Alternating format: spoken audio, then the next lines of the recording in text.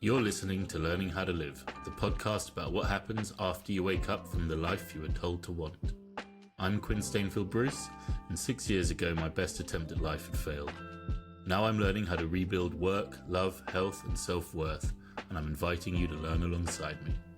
Let's get into it.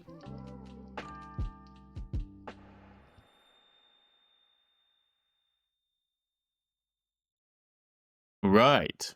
Welcome back, Season 1, Episode 4, Learning How to Love, or How I Became Emotionally Secure. Such a big one, love. And I think, as I touched on before, in this story of learning how to live, learning how to love, learning how to have a healthy relationship, is arguably one of the biggest, if not the biggest, things to learn how to do. Certainly with clients of mine who I guide or who I work with as a mentor, detangling emotional, romantic relationship dysfunctional patterns is like always a major feature. And it always plays a major part in everyone's sort of hopes and dreams and goals. And I remember one of my mentors saying to me, Quinn, the most mind and mood altering thing after drugs is the opposite sex, or whichever sex you may be attracted to. But in my case, women. And it's true. Why? Why is it so mind and mood altering? Why can it make the most rational of us behave, men and women, behave completely irrational?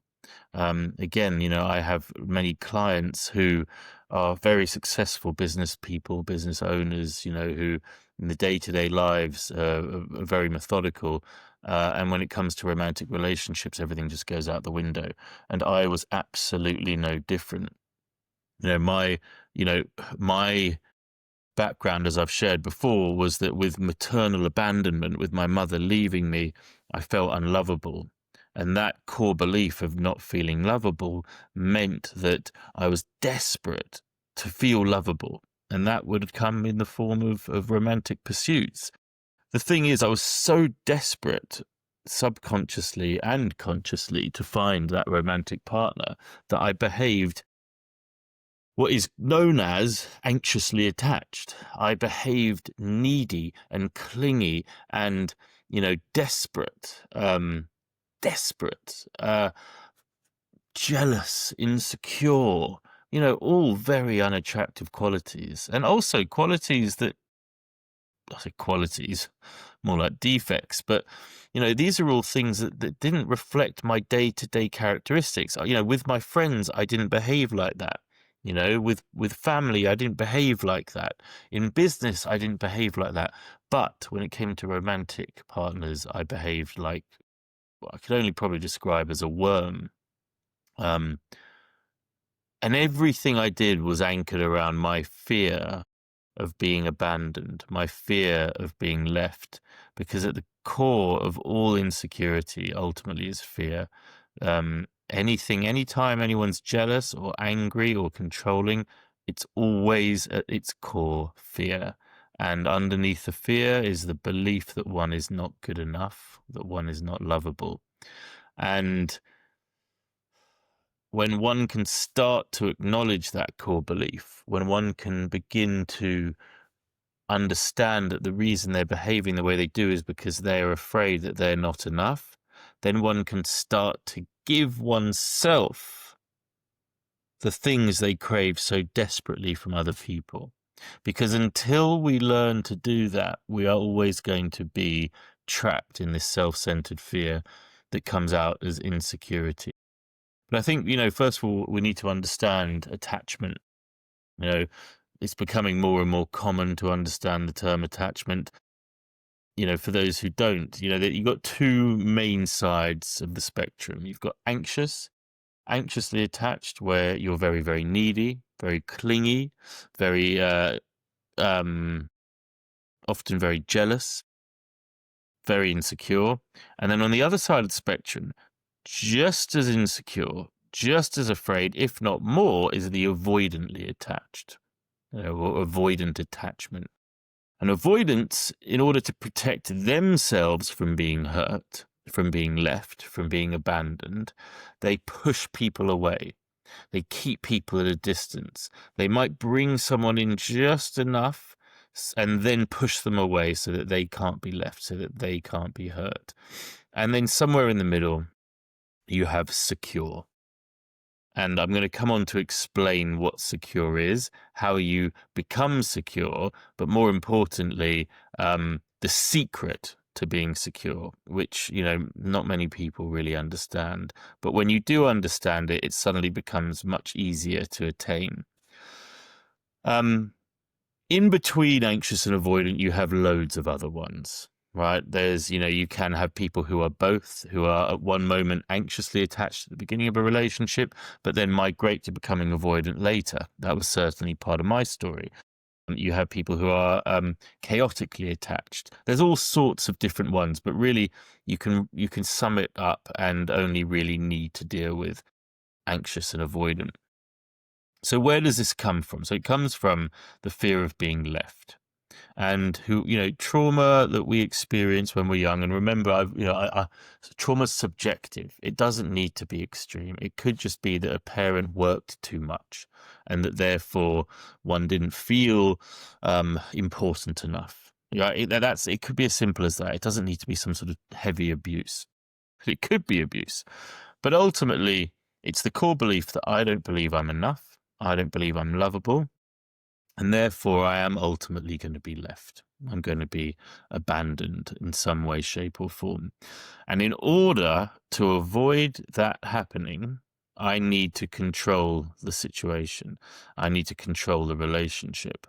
So, for example, if it's anxiously attached, I am in constant alert. My system is constantly looking for red flags. My system is constantly looking for those situations in which I might be left and which might be a threat. Is that person a threat? Is that behavior a threat? Is the tone of that text message a threat? Is the fact that they haven't replied to me yet a threat? Is the fact that they're always working late a threat? And it is a constant, never-ending, heightened system of alert that is always looking for problems, because it believes it's going to be left. And the only way to avoid one being left is to control every single outcome. So that means keeping on high alert, scanning like the Terminator for any threat constantly. And this becomes unbelievably painful for both the person who's anxiously attached, but also the romantic partner. I'm just going to move this incident out of the way. So how does that become a lot too much for everyone? Well, you see, the anxiously attached person is going to need to find the evidence. It needs to find the evidence. It believes the evidence is there, and so it will increase its anxiety in the pursuit of finding it. So what might start off as a little bit of a flutter in the chest that their partner hasn't messaged them back quick enough, may, after weeks or months, result in having to go through their partner's phone consistently all of the time looking. And I'll tell you, if you are looking for something, you will always end up finding something. Might not actually in reality be bad, but it'll be enough to justify the search. But that compulsive behavior becomes just that, compulsive. An anxiously attached person can't stop doing it. And the only way they get any reprieve is when they get when their romantic partner resets their nervous system, affirms them, tells them that they're loved, tells them that they're okay, tells them that they're never going to be left. But that's not a sustainable way to handle a relationship. You can't constantly be needing someone to constantly make you feel that you are enough. It will not last. It will burn out. And this is why relationships for anxiously attached people always do. They always will burn out eventually. They're completely unsustainable. On the flip side, with avoidance, who always get a more sinister rep I guess is one way of looking at it, because they seem much colder. But really, the fear is exactly the same. Anxiously attached are very open about their insecurity in the form of their behavior. Avoidants appear colder because they don't engage. They just distance. And it can seem very cruel, which is why I think they also get quite a bad rap.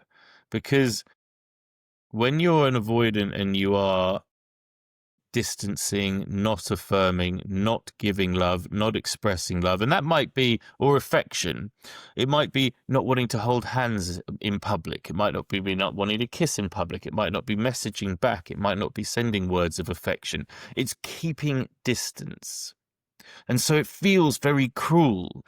But really what's going on for the avoidant is that they are scared that if they get close and if they build a relationship, that they too are going to be left because they too are not enough. And these are the core beliefs. We call them core beliefs because they are what we believe in our core. And so what happens for an avoidant is that they never get close to anyone. And they go around the same pattern over and over again, meeting people, perhaps have the opportunity to fall in love. And just as things start to heat up, they will push away or run away. And that is their endless cycle. And then you could end up with incredibly toxic dynamics, like things that I was in most of my life, where you would have an anxiously attached person who falls into a relationship with an avoidant, and in a very toxic and dysfunctional way, they end up meeting each other's needs. And they do that by the anxiously attached clings on for dear life, which is good for the avoidant because the avoidant has absolute confirmation that they're not going to be left. Meanwhile, the avoidant can push away as hard as they want. They can run away as far as they're concerned, and the avoidant won't leave them. Oh, sorry, the anxiously attached won't leave them. The anxiously attached, well, what are they getting from this? Well, it's interesting because they're getting a holy grail. They're getting, in the form of the avoidant, the idea that if they could just get this person to love them, then they must be lovable. And the avoidant gives them just enough to give them hope, just enough attention, just enough affirmation, and when the when the anxiously attached ever does feel like pulling away, the avoidant will then instantly grab them back and give them the thing that they wanted. And it becomes an incredibly toxic and codependent relationship. The thing is about attachment style is that it's all bullshit. It's not real. If you are acting from a place of fear, you are putting on a version of yourself that you think you need to in order to get the thing that you want. If you are anxiously attached and you are, constantly praising and buying gifts and trying to go above and beyond so that you can get the affirmation you need, you're not doing that from a place of sincerity. You're doing it from a place of lack and neediness, and it's not true, right? It's not real. It's actually manipulative. It's Machiavellian. With an avoidant who thinks that they're somehow protecting themselves by keeping distance, really all they're doing is robbing themselves of real intimacy. And the whole thing, people can go their whole lives living like this, having these types of relationships, and all they're doing is robbing themselves of the opportunity of actual love, of building actual trust, having real intimacy. And that is obviously a complete shame and horrible. We're going to talk more about that. We can talk more about that. We can do numbers of podcasts on attachment styles, but let's talk a little bit about secure and what secure means. The stats, there's a book by an author called Dr. Amir Levine called Attached. And the stats in this book, they talk about, on average, 25% of people are anxiously attached, 20% are avoidant, 5% are anxiously avoidant, and 50% are secure. Now, let's just take those as verbatim. That means 50% of people have a secure attachment style. What does that really mean? Well, let me tell you the secret now. The secret to secure attachment, there is no such thing there's an absence of insecurity. There is no scenario, there's no spiritual attainment, no therapeutic journey you can go on where you end up in a place where you are free of all insecurities. It doesn't exist, right? It doesn't happen. So actually just take a moment to enjoy that. Enjoy the fact that there is no goal, no scenario where you can work your arse off and find yourself free of insecurity. It's not a thing. What you can have is you can have the ability to not have to act on your insecurities, to not have your insecurities affect you and impact you. And this is what being secure is. Secure is not the absence of insecurity, it's the ability to not having to act on those feelings. So what does that really look like? Well, it means that when a moment, a prang of jealousy, a prang of something comes up, let's say anger or resentment or jealousy is always a good one, like what's really happening in that moment? And what's really happening is the core belief of which all human beings have to some degree or another of not being enough is come up, it's been triggered by something. And the brain is trying to make sense of it. The ego is trying to make sense of it in the form of, in this case, jealousy. What's actually happening is that I just don't feel enough in that moment. That's all the jealousy really is. Now, it's possible my partner may be behaving inappropriately in some way. Maybe they're flirting with someone, and that's what's made me jealous.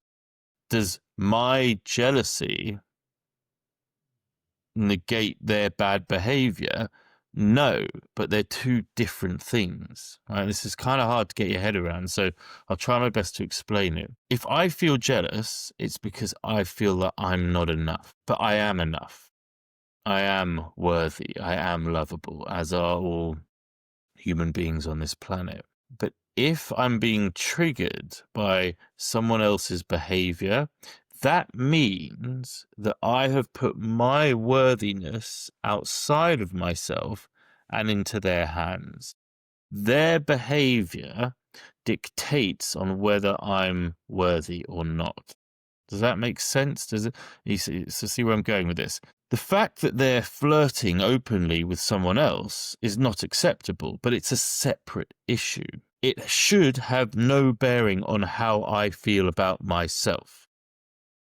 If you want to go and flirt with someone else, then we have to have a conversation about where you're at, how you're feeling, because that's not okay for me. Like, we are in a committed relationship, right? But what it shouldn't make me feel is that I am somehow not enough, right? If they want to behave badly, that should not impact my self-esteem. Now, of course, generally, it affects everybody's self-esteem, but it shouldn't. It shouldn't. It should be, from a place of, I am enough as I am. I am lovable as I am. Do what you need to do, and it won't influence my self-esteem.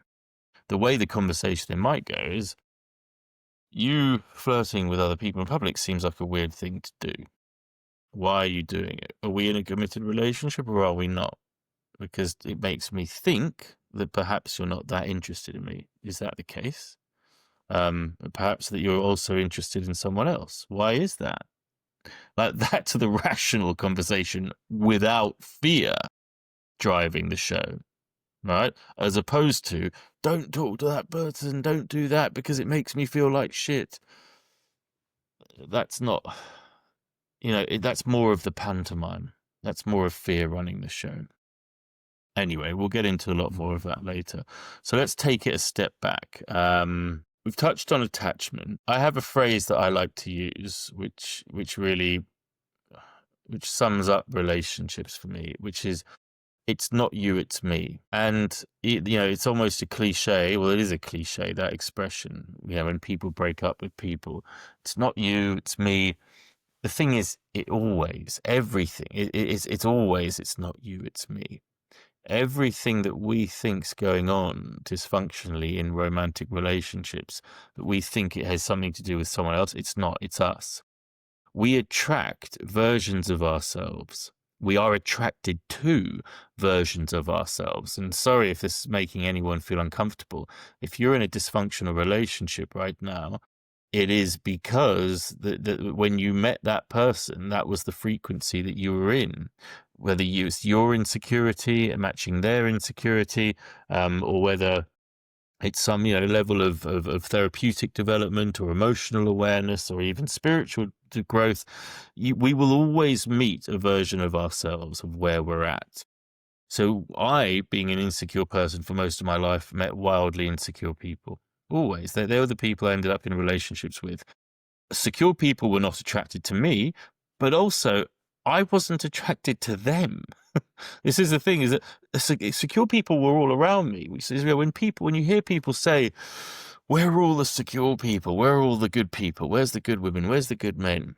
They're all around us all of the time. It's just that we tend not to be attracted to people unless they reflect where we're at. So if you want to be in a relationship with someone who is healthy and secure and all of the things, then you must get yourself to that place. You must feel that yourself before you will not only be attractive to those people, but for you to be attracted to them. And ask anyone who's done inner work on themselves and who's historically been attracted to very anxiously attached people or avoidantly attached people, and the work that one has to do generally to extract oneself from those patterns of behavior is heavy. So like, why was I not attracted to the healthy people? Well, because I had a lot of trauma. My trauma, my maternal abandonment in feeling unlovable meant I needed instant gratification from my romantic partners. I needed them to declare love to me within 3 days. I needed us to be planning our marriage within a week. I needed us to be moving in together after a month.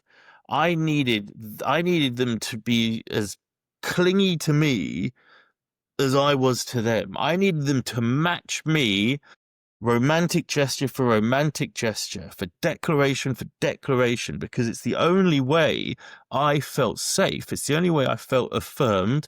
It's the only way I felt loved, right? It's the only way I felt good, was if they were constantly affirming my worth. So that's what was attractive to me. If I met someone secure when I was, prior to the work that I've done on myself over the last 6 years, it would go along the lines of, like I would be sort of messaging them, wanting them to sort of give me, affirmation in a period of time when really it should have been just gradually getting to know each other with no expectation whatsoever. One of the great gifts a therapist gave to me was that, we do not know someone for at least 3 months of consistent dating. Like, you have no idea who you're dealing with until you've been dating them consistently for 3 months. Whatever feelings you think you're having up until that point, they're just not real. They're just dopamine. Now, you might be interested in someone in the first 3 months. You might be curious. You might like the conversation. You might even enjoy their company, but you don't know them. Now, for me, in my anxiously attached days, I needed someone within 3 days to think that they've just found the love of their life. That's what I needed. And so I was attracted to these very unhealthy, insecure dynamics. It's what I wanted. I didn't know it's what I wanted, but that's what I wanted. It's what my subconscious wanted. I liked that. It worked for me. But then one goes and does the inner work. Because I could talk about the war stories, and I'm going to do podcast episodes with various people who are experts in romance and love, and I'm going to do one with my current partner, who I love with all my heart, is the kindest, most conscious, most lovely woman in the world, and she is the love of my life, and we will do an episode together talking more about this stuff. But rather than sort of stay with the war stories, I got out of this by doing the inner work. I had to learn self-honesty. I had to be brave enough to go within. and understand why I felt the way I felt. I had to be able to go into those core beliefs of not feeling enough and acknowledge that when I felt those things, it was more like my inner child who felt abandoned by his mother, not the adult me. And I had to learn to give myself the love that I was so desperately craving from the outside. And this is easier said than done, right? But let me tell you, this is what is required to move from insecure to secure attachment styles. You can't just do it through practice. You definitely can't just do it through willpower. You have to do the inner work. And the inner work includes uncovering all of those patterns of behavior of why we do the things we do, why we feel the way we feel. You know, for example, the ability to spot that rush of dopamine in the early stages of dating when a message comes in, and to acknowledge that rush of dopamine is the same rush of dopamine I may have felt with 100 different people beforehand. And to say, do you know what? As nice as this feels, it's not real. And actually, let me just ground myself and engage from a place of authenticity. Let me acknowledge that right now, my inner child is feeling not enough.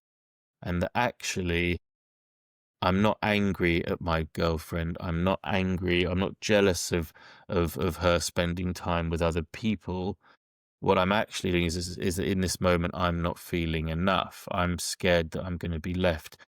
And the ability to reflect inwards and say, well, I'm not going to be left. Like, first of all, I'm here. You know, I'm not a 12-year-old boy anymore. I am a 40-year-old man. And I am perfectly capable of looking after myself and caring for myself, and reassuring myself and loving myself. And in acknowledging that, and in acknowledging that I am lovable because I'm kind, in acknowledging that I'm lovable because I'm honest to the best of my ability, and patient, and that you know, and that I am, you know, I am here to be of service to my romantic partner. It's not just about what they can give to me. It's about what I can do for them.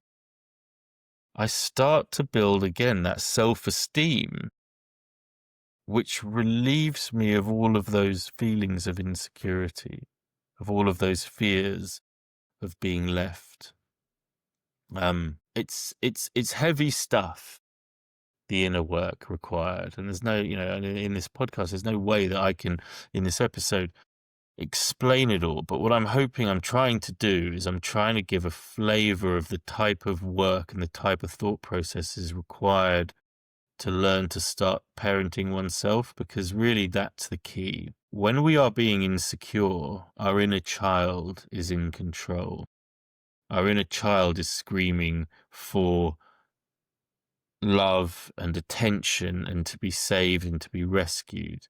The thing is, that inner child's voice comes out of an adult's mouth and an adult's actions. We must learn to parent ourselves. We must learn to be able to go within and nurture and care for those parts of ourselves that we have punished and shamed for so long. And there's a lot of, I'll do loads more episodes around this and around love, because it's so big. Because also, when we can heal this worthiness wound, this lovability wound, we suddenly open ourselves up to true intimacy. What's true intimacy? Well, I believe there's two sides to a committed relationship that are essential: lust and trust, right? There's no point in having a romantic relationship where lust doesn't exist. If you're in a romantic relationship and there's no lust, it's not okay. It's not okay. I'm not saying you need to end it, but I'm saying you do need to fix it. But lust on its own isn't enough. Lust in the form of Eros or Cupid flies in, flies out, flies in, flies out. The trust, which is the sensation of feeling held, of feeling safe, That is the other half of the other side of the coin. The thing is, trust on its own without lust is really just a good friend. So you need both. But the way to build trust comes from honesty. You cannot have trust without honesty. Anyone who says that you have my trust until you lose it is chatting shit. It's just not a thing. You don't have trust off the bat and then you lose it. Trust must be earned gradually. It must be earned layer by layer by layer. And the way that I have come to learn how to trust, the way I have come to learn this in the last 6 years, is through honest vulnerability. It is only through me sharing honestly and vulnerably with another person and seeing if I'm being held, and for them to hold me and then to share back, and for me to hold them, that we generate a layer of trust. And over time, those layers mount up and become the foundations. And it's a bit like a building site. You know, you could walk past a building site on the way to work every day, and you're not really seeing anything happening for 3 months. But what's happening in those 3 months is the foundations are being set. The cement is being poured in. The thing that's going to hold up the entire sexy building is being laid down. And this is what trust is about. The thing is, you can't share vulnerably unless you're willing to go within and first of all be honest with yourself. You can't be honest with someone else until you're honest with yourself. Otherwise, what is it that you're saying? Not truth. So doing the inner work that allows you to be honest with yourself so that you can then express that vulnerability with someone else is what allows you to start building an intimate relationship. From the place of intimacy, you then get to explore all of the beauty of a committed romantic relationship. You get to find your partner in life, the person who you're going to take on all of life's challenges, good and exciting and scary. You get to do all of that with this life partner who is by your side. You get to find that best friend, that person who you laugh with, who you joke with, who you just do your hobbies with. You know, it doesn't matter whether it's, you know, sports or Netflix. It's like you have that best friend where you just know each other, and arguably most importantly, a lover. You know, someone who you can be truly intimate with sexually, someone who you get to truly reveal all parts of yourself and be held by. And this is, it doesn't matter whether it's male or female. This is on both sides. Uncovering over the last 6 years, learning how to love, how to make love, to, you know, what the role of sex and all of these things. You know, I knew nothing really. You know, I was a father of 3 children and I knew nothing. And it's only through a relationship with honesty and intimacy that one really gets to reveal their true selves, and also to have someone else reveal their true selves to you. So it's said that love is seeing oneself in another in that way. And it's, you know, it's really profound. So in summary, a few takeaways here. And you know, I really, depending on how people respond, there's so much I would love to revisit. But first of all, there's no such thing as no insecurity. You know, there's no such thing as not being insecure. Everyone has insecurities. If someone says they don't have insecurities, they're lying. We all do. Being secure is the ability to not have to act on those insecurities. Number 2, we're not responsible for our feelings, but we are responsible for how we act on them. I believe at the corner of every great relationship, romantic or otherwise, is the premise that as long as we can acknowledge that we're not responsible for our feelings, but we are responsible for how we act on them, most human conflicts can be solved, right? Because what it allows for is the space where 2 people can come together and one can say, I'm feeling jealous.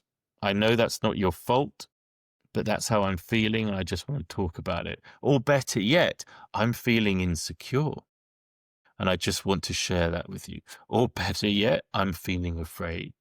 Or better yet, I don't feel enough. I'm just in a place today where I'm just not feeling enough, and it's not for you to fix. I just wanted to share that with you because I don't want to end up acting out on these feelings in any way, and I just wanted to share. So it's very, very powerful getting to that level of honest communication. And so, yeah, finally, point number 3, at the heart of it all, heart of all insecurity is fear. I've never found this to not be true with countless people I've worked with. Sponsees in recovery, mentees at various different ages, and then clients of who I work with on a one-to-one basis to work through these things. At the heart of all insecurity is fear. Fear that I am not enough, fear that I am unlovable. People do not like to admit this. People do not like to acknowledge that this is at the core. But the sooner one can actually acknowledge and one can spot that, the sooner one can rewrite that lie. Rewrite the lie that we are not enough. Rewrite the lie that I am not lovable, because it's not true. But until we can acknowledge that it's a belief we hold, it's always going to be running part of the show in one way or another. So yeah, this is a big one for me. I love it. There's so much I've learned. I hope you've got something from it. Please do let me know if there's things that resonated, if there's things that you agreed with, disagreed with. I'd love to actually explore perhaps in some, dynamic in comments more, or perhaps tell me if there's other things you really want to hear more about that I can do further episodes or have conversations on. But yeah, thank you. Keep well. See you next time. Thanks for listening to Learning How to Live. If this sparked something for you, share it, subscribe, and remember, you don't have to escape your life. You can build one worth staying for.